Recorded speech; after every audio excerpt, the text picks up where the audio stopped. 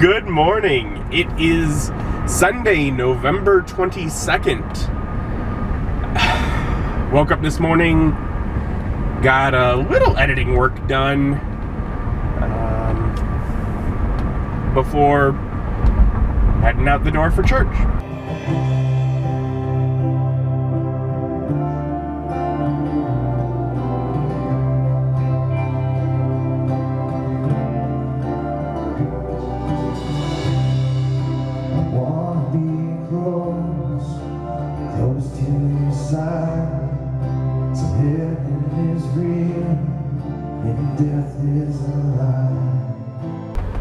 And after church, we just kind of hung out around and talked to people as it got out around 10. And we were like, well, where do we want to go get a bite to eat? And of course, Mom doesn't know, and Mike doesn't know, and I don't know. We went through a couple of options, and we landed on Chimmy's, and Chimmy's doesn't open until 11, so we're like, well, we might as well hang out here and talk to people. That was nice. Got some friends there. Got to chat with people for a bit, and now gonna go get some lunch at Jimmy's. I got the quesadilla and a taco, and then Mom didn't want her cheese for some reason. She's like, do you want it? I was like, well, of course. Who's gonna turn down queso? I don't really care for that stuff. I'm pretty sure she's still human, so I mean, no, that doesn't sound like a human trait, but probably still is. And good to have lunch with family, but I am home now, and I need to try and get the video I made yesterday uploaded. I'd like to get some painting done on those, just, very simple, layer of black. But one of the big things I need to do is I need to use the Cavern pieces and put together the map for tomorrow's game. So step one for that is actually not messing with those at all, but it's actually starting over here with the miniatures. I need to figure out what my encounters are.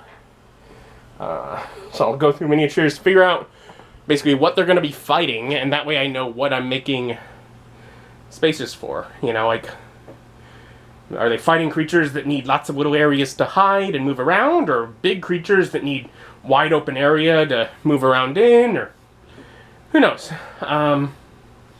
But so I don't know what their encounter is going to be. I just set them up for something. I kind of know where the plot needs to lead them though, so we'll work with that and see what I can come up with. And so I've come up with assortment of minis to use for the opposition.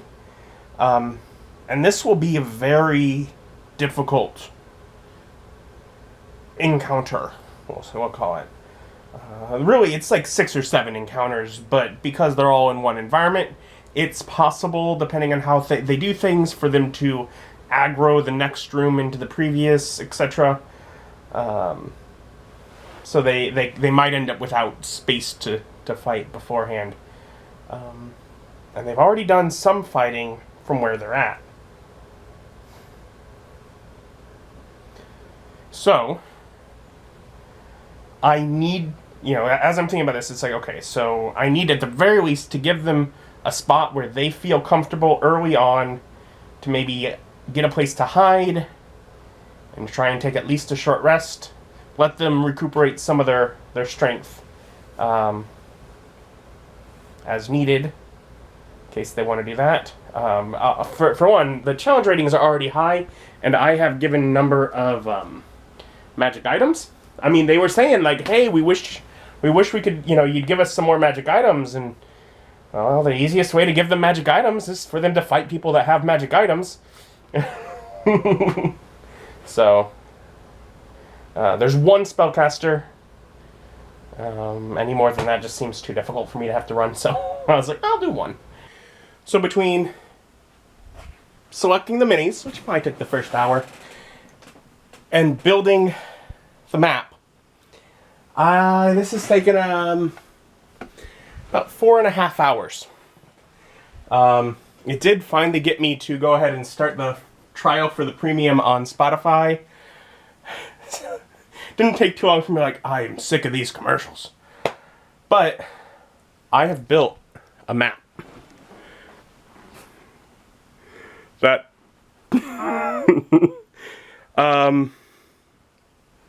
basically they came into this room at the end of last session. I think I might throw a few more stalagmites around. So I left that bin out. And I might throw in some minions, like just little common folk that have 1 HP. All they gotta do is hit them and they go away to fill out the numbers. Which really the basic thing is it makes it where area of effect useful, and until they've done that, they don't know who necessarily they're needing to target right from the beginning. So, but it doesn't add a huge amount of difficulty. But yeah, so opening here, I put this water pit in their entry room. If they explore it, then I'll let them find some little room where they can hide away and take a rest if they need to, because it's a difficult encounter. If they go back there too many, like again, maybe though, I'll have it where someone tracks them down or something. But yeah, so there's basically what they need to find. It's probably going to be back in this room. I'm not sure. But basically they could go up, around, through this broken area where this guy's just made free either way, but he hangs out in his cell anyways. And get in through that way, or they can come around this way, through this lava chamber. Oh, I need to add doors on this. Forgot that. We all remember. But yeah. So that took a while. And because I built starting there, going around both ways, getting these two to match up took some finessing. Also, that was the last cavern room I did, and it's definitely kind of thrown together here as far as just letting things balance on top of other things, because I was really running out of pieces right at the end. All right. Oh, and there's a pit there. They could choose to explore it. It's just the gelatinous cube pit. If they want to check it out, they can. They're welcome to. Oh, okay, yeah. Fun. Day's mostly over, I guess. And so, with that basically done, and like, I still have to do some things, like I'll probably try and find like some old newsprint and cut out shapes to basically cover up the different regions for Fog of War.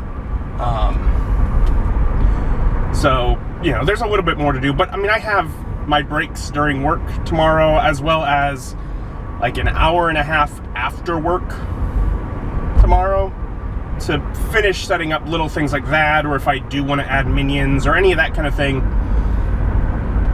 I can do during that time. Basically, building the Dwarven Forge part was the main thing I had to do today, because, like I said, between that and picking out the enemies, it took 4.5 hours. It's a lot of setup. I am super excited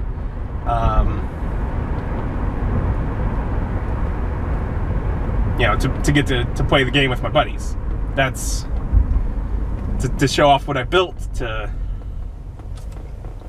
yeah, so that'll be fun. Anyways, now I'm back in the car and I'm actually heading over to Mom's. See, my main source of entertainment is YouTube. Mom has Amazon, and I think she still has Netflix, although she's been upset with them and not sure if she wants to continue because they have terrible buffering issues with that, and they might have one other streaming service they're paying for, etc. Like, they have a few of those, but they don't. She doesn't. She's like, even like, there are even things that she would like to watch on YouTube. Like, I'm probably gonna try and turn her on to a few of the channels that I watch that I think that she would enjoy.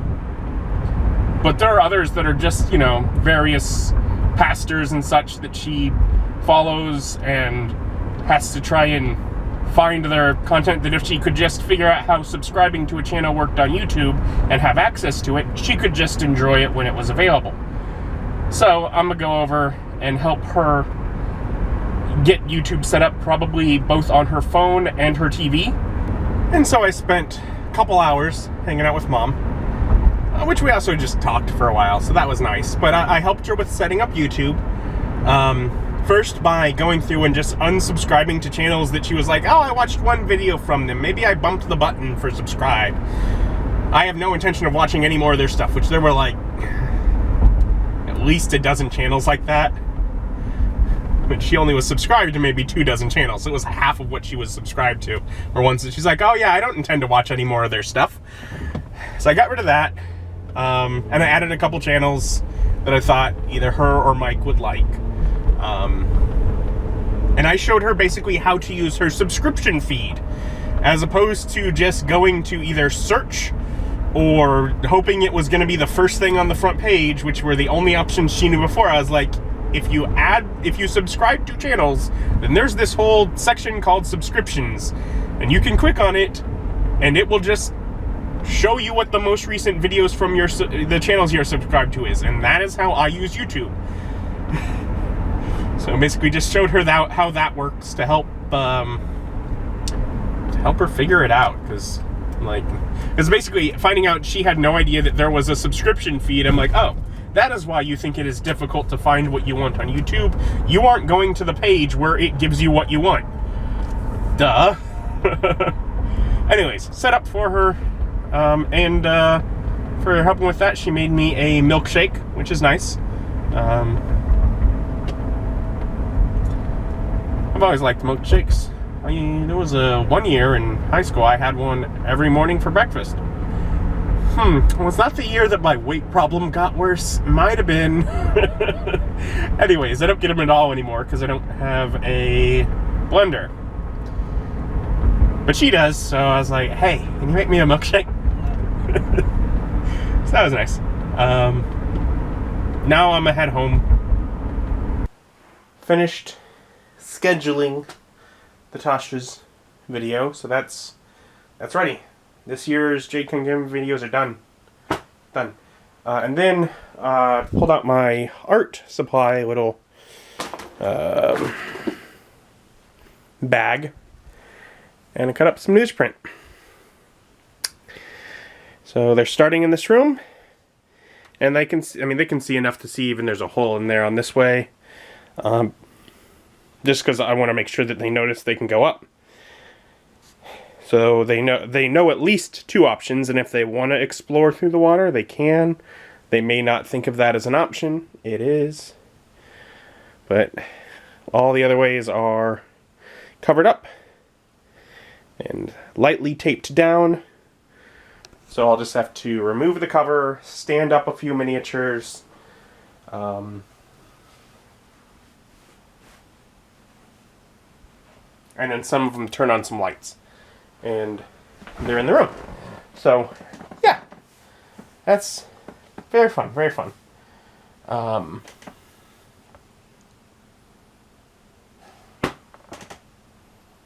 Yeah, so I'm pulling things together. Getting ready for bed now. A lot of my day was spent doing this. But I was thinking, it's like, that is the majority. I'd say close to 80%, between 70 and 80% of the Dwarven Forge that I own. And there are definitely some things, some special, cool looking pieces that I held off on, because I'm like, I don't need to use this.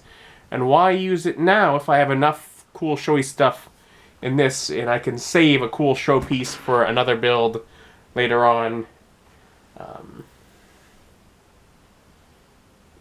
Let it shine when, because right now even just all normal pieces are going to look super cool, because it's the first time I'm really getting it out and using it on the table.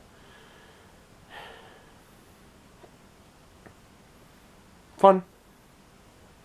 But yeah, so took a while to set up. But it's using a lot of my Dwarven Forge, and which is good because I own a lot of Dwarven Forge, and it's good to get some use out of it with as much money as I spend on it. And in general, the more I build with it, the more I learn how to, and the quicker it should get. But definitely took a while this time. Well, thank you for joining me, and join me as my journey continues. Bye.